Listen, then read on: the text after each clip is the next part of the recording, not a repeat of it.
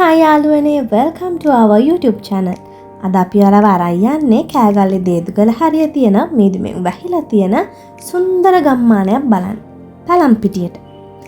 ඇලදොල කඳු යායවල් එක්ක තියෙන මේ ගමේ ඇවිදින්න ඔයාලත් කැමති නම් වීඩියෝ එක ඉවර වෙනකම් අපිත් එක්ක ඉන්න. එදා අපි ගමන යන පිටත් උනේ අපේ ගෙදර ඉඳන්මයි. එදා නම් හොඳටම වැස්ස දවසක්. අපි උදේ 7ට විතර ගෙදරින් පිටත් වුණා. සාමාන්‍යයෙන් අපේ ගෙදර ඉඳලා අපිත් කෑගල්ල දිස්ත්‍රික්කේ. එතකොට අපේ ගෙදර ඉඳලා සාමාන්‍යයෙන් පැය දෙකක වගේ කාලයක් තමයි එදා ගියේ. එදා වැස්ස තිබ්බේ තමයි සාමාන්‍යයෙන් අපේ ගමන ස්ලෝ වුණා. හැබැයි මං හිතන්නේ වැස්ස තිබ්බේ නැත්නම් අපිට ඊට වඩා ඉක්මනට ඒ පැත්තට ළඟා වෙන්න පුළුවන්කමක් තියෙනවා. ඔයාලට වීඩියෝ එක පේනවා ඇති. එදා නම් හොඳටම හැබැයි වැස්ස කොහොම හරි. හැබැයි කොච්චර වැස්සක් අපි දැක්කා එදා දවසේත් ගොඩක් කට්ටිය බයික් වල පවා ඒ ප්‍රදේශයට ඇවිල්ලා තිබ්බා. මොකද ඒ තරමට ඒ ප්‍රදේශය ලස්සනයි. හැබැයි සාමාන්‍යයෙන් අපි ගෙනන ට්‍රිප් එකක් යන්න ඕන නැත්තේ වහින්න නැති දවසක. එතකොට එන්ජොයි කරන්න පුළුවන් කියලා. හැබැයි මේ පැත්තේ තියෙන විශේෂත්වය තමයි වැස්සත් එක්ක ඒන මීදුම් ගතිය, ඒ සීතලේ ඔක්කොමත් එක්ක අමුතු ලස්සනක් ඒ ප්‍රදේශයට ඒ දවස්වල එකතු වෙලා තිබ්බා.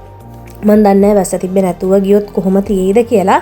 හැබැයි වැස්සත් එක්ක ඇත්තටම ලොකු ලස්සනක් ඒ ප්‍රදේශය අපිට දැක ගන්න පුළුවන් වුණා. මම ගොඩක්ම කැමති මීදුමත් එක්ක ඒ ආපු සීතල, ඒ හුළඟ, ඊට පස්සේ දියැලි ගාමින් යද්දී දැරිච්ච සීතල, ඒවා හරිම පුදුමයි. දැන් ඔයාලට වීඩියෝ එකෙත් පේනවා ඇති. අර වලාකුළු ගොඩක් පහළ මට්ටමට ඇවිල්ලා තිබ්බා. මේක තමයි අපිට හම්බ වෙච්ච පළවෙනි දියැල්ල. බලන්නකො මේකේ ලස්සන. එදා කොහොම හරි වැස්ස දවසක් නිසා ලොකු දියැලි නොවුනත් පුංචි වතුර පාරවල් දියැලි විදිහට කඩන් වැටෙනවා අපි ලස්සනට දැක්කා.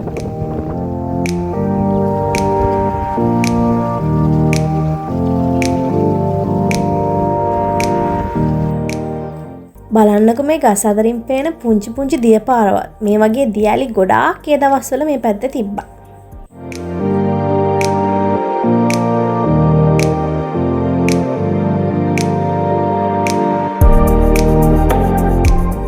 යාළුවනේ මේ පැත්ත ගැන කියනවා නම් මේ පැත්තේ පාරවල් සාමාන්‍යයෙන් පටුයි. ඒ වගේම ආරක්ෂිත වැටවල් නෑ. වැස්ස දවස්වල නම් ලිස්සන ගතිය තියෙනවා. ඒ ඔක්කොමත් එක්ක ඔයාලා වාහන එලවද්දී ටිකක් පරිස්සමෙන් එලවන එක ඉතින් ඔයාලගේ වගකීමක්. ඒ වගේද බලන්නකො මේ තේ වතු වල ලස්සන. මෙහෙම තේ වතු මැදින් අපිට යන්න තියෙනවා. ඒ වගේම රබර් වතු තව එක බෝග තිබ්බා.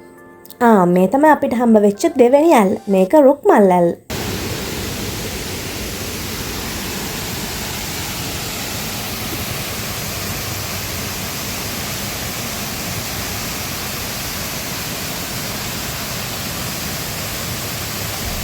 දැන් අපි ඇවිත් ඉන්නේ රුක් මල් ඇල්ල ගාවට. මේක බුලත් කොහොපිටිය දේදුගල පාර අයිනෙම තියෙන නිසා වාහනේ නවත්තලා බලන්න පුළුවන්. උස මීටර් 20ක් විතර වෙන මේ ඇල්ල රිටි ගහවට එකතු වෙන දොළ පාරකින් හැදෙන එකක්. රුක් මල් කියන්නේ අපේ රටේ විතරක්ම තියෙන ගහක්. ඒ කියන්නේ ඒකදේශික ගහක්. ඒ ගහේ නමින් තමයි ඇල්ලටත් මේ නම වැටලා තියෙන්නේ. අපි දේදුගලත් පහු කරගෙන පැලම්පිටිය පැත්තට ගියා.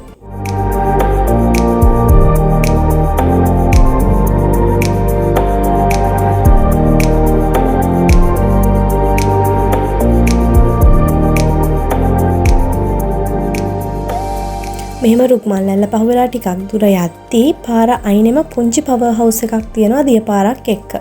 එදා නම් වතුර ගොඩක් බොර පාටයි. ඒ වගේම වතුර ගොඩක් සැර පාටයි.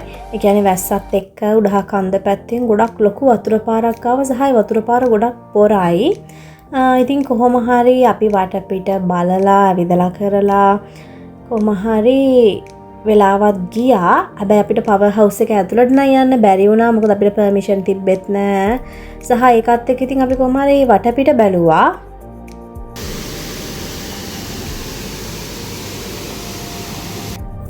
අපි ඒ වෙද්දි කොහොම හරි උදේට කෑම අරන් තිබ්බෙත් නැහැ. ඉතින් වටපිට බලලා කරලා ඉවර වෙලා අපි කෑම ගන්න එතන තෝරගත්තා. ඉතින් අපි කාලා කරලා හැම මේක යාළුවනේ. සාමාන්‍යයෙන් අපි දැන් ට්‍රිප් එකක් යද්දී ගෙදරින් අරන් යන දේවල් තියෙනවනේ. අපි කෑම අරන් ගියේ කවර වෙන්න පුළුවන්. ඔය කුණු අරම එකතු වෙන ඒවා ඒ තැන් වල දාන්නේ නැතුව අහපව ගෙදරටම අරන් එන්න. ඉතින් කොහොම හරි අපි වටේ සිරින අරබන ගමන් කෑම එහෙම කාලා මෙන්න බලන්නකො අපිට හම්බුණා යාළුවෙක්. අපි යාටත් කන්න දුන්නා. යාත් සතුටින් කෑවා.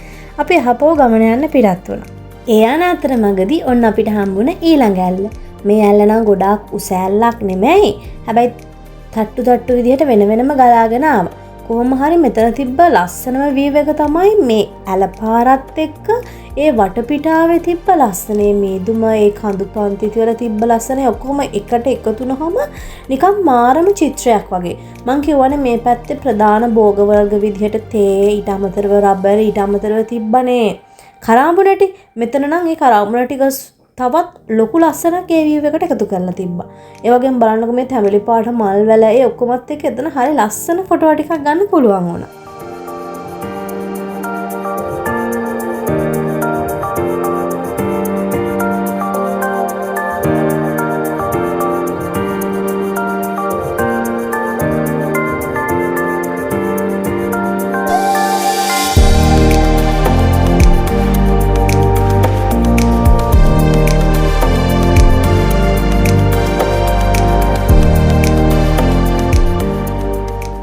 එතනත් බලලා කරලා ඉවර වෙලා ඊට පස්සේ අපි ආයෙත් අපේ ගමනාන්තයට යන පිටත් වුණා. ඉතින් පාර වටේට තියෙන ඒ ලස්සන ගස්, මල්, පුංචි දිය පාරවල්, ඒ වගේම මීදුම මේ ඔක්කොම බල අපි ඉස්සරහට ගියා.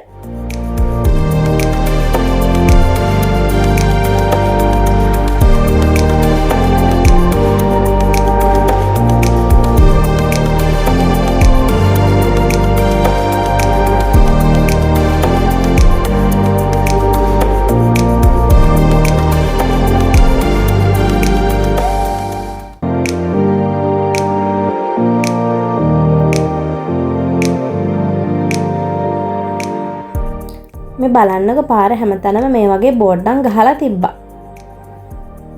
කොහොම හරි මේ මෙතන පුදුම ලස්සනක්. ඒ කියන්නේ ෆොටෝ ගන්න කැමති අයට මෙතන මාර views ගොඩක් තිබ්බා, මාර locations ගොඩක් තිබ්බා. හරිම ලස්සනයි.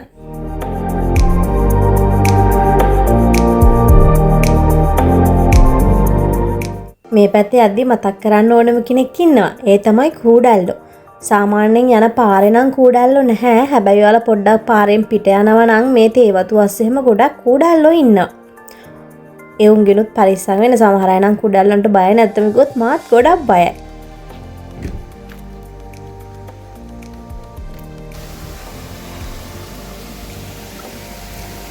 බලන්නකෝ මේ වතුර පාර. අපිට පාරේ යද්දී ඒ පාරම තවත් පුංචි දිය පාරක් හම්බුණා. කන්දේ ඉඳලා මේ වතුර පාර ආවේ. මේකේ තියෙන විශේෂත්වය තමයි මේ වතුර පාර මැදින් ගිහිල්ලා තමයි කන්දෙන් පල්ලට අනිත් පැත්තෙන් වැටෙන්නේ. ඇත්තම ගොත් මේකේ වතුර ගොඩක් සීතලයි. මොකද උඩහල කන්දේ ඉඳලා එන්නේ. ඒ හින්දා. මේ බලන්නකෝ ඈතින් ලස්සන view එකක් එක පන්සලක් ඒ වගේ පරිසරයක් වුණා. මීදුම සීතල ඒක නම් මතක් වෙද්දිත් අම්මෝ ආය යන්න තිබ්බනම් කියලා හිතෙනවා.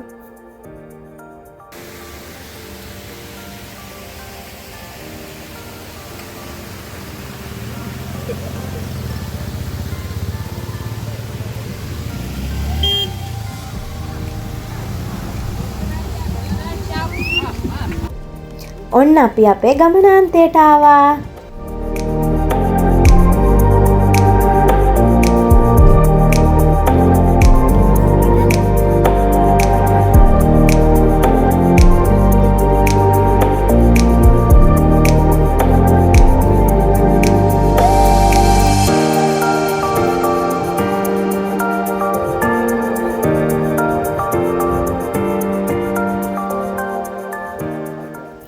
මේ තමයි අපේ ගමනාන්තයේ වෙච්ච පැලම්පිටිය view point එක.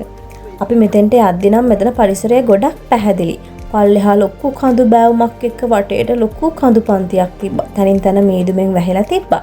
ඊට පස්සේ උඩ බලද්දි උඩ ලොකු තව කන්දක් තිබ්බා. මේ වගේ ලස්සන පරිසරයක් එක්ක ඒ දැනෙච්ච සීතල අම්මෝ පුදුමාකාර හැඟීමක් ඒක. ඔහොම ඉද්දි හොඳම දේ තමයි සාමාන්‍යයෙන් විනාඩි කීපයක් ඇතුළත මෙහෙම තිබ්බ පරිසරය සම්පූර්ණයෙන්ම මීදුමෙන් වැහිලා ගියා. ඔයාලට පේනවා ඇති අර වලාකුළු මීදුම මේ පැත්තට එනවා. ඒක කඳු නොපෙනෙන තරමට වැහිලා ගියා.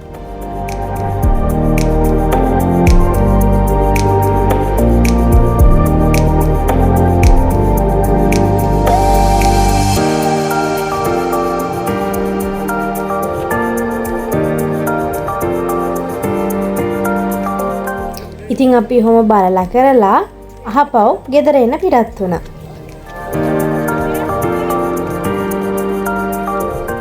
එදා හොඳම දේ කියන්නේ අපි ගියේ පොසොන් පොය දවසේ. ඒ හින්දා ඒ පැත්තේ දන්සල් නම් ගොඩාක් තිබ්බා. අපිට හැම දන්සලකටම යන්න බැරි වුණා. හැබැයි අපි මඤ්ඤොක්ක දන්සලකට, අයිස්ක්‍රීම් දන්සලකට ඔය වගේ දන්සල් කීපයකට ගියා. මේ තියෙන්නේ තිබ්බ ෆ්‍රයිඩ් රයිස් දන්සල. නිලම් ඔබේ ගුණම් ඔන්න අපිට දැන් හම්බෙන්නේ අපිට ඊළඟට හම්බ වෙන ඇල්ල. මේක තමයි නලගන ඇල්ල. මේ නලගන ඇල්ල නම් අපිට පාරේ යද්දි බලා ගන්න පුළුවන් ඇල්ලක් නෙමෙයි. ඒකට ඔයාලා පාරයිනේ වාහනේ නවත්තලා ඇතුළට ටිකක් දුර පයින් යන්න ඕනේ. සාමාන්‍යයෙන් කිලෝමීටරයක් වගේ පයින් යන්න තියෙනවා. සහ ටිකක් දුර පයින් ගියාම එතන ටිකට් කවුන්ටර් එකක් තියෙනවා. එක්කෙනෙක්ට රුපියල් 50යි.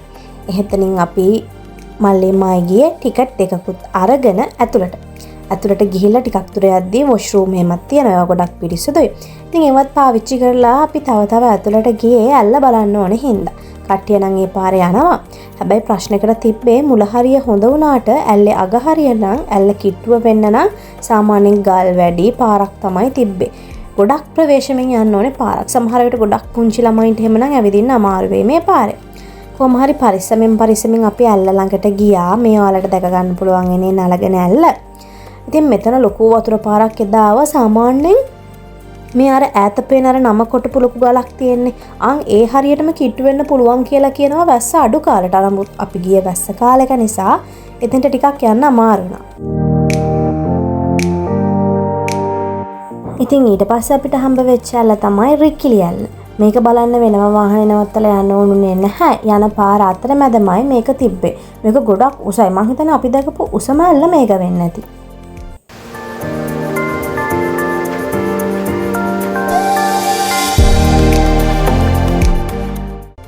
බලන්නකො මේ දියැලි වලින් වතුර වැටෙද්දී ඇහෙන සද්දේ ලස්සන.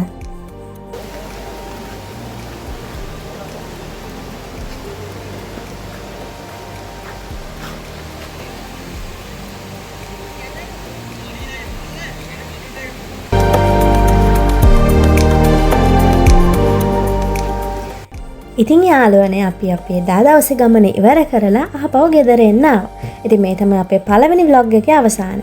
මේ වගේ වීඩියෝස් තව බලන්න ඕනේ නම් ඔයාලා අපේ YouTube channel එක subscribe කරන්න.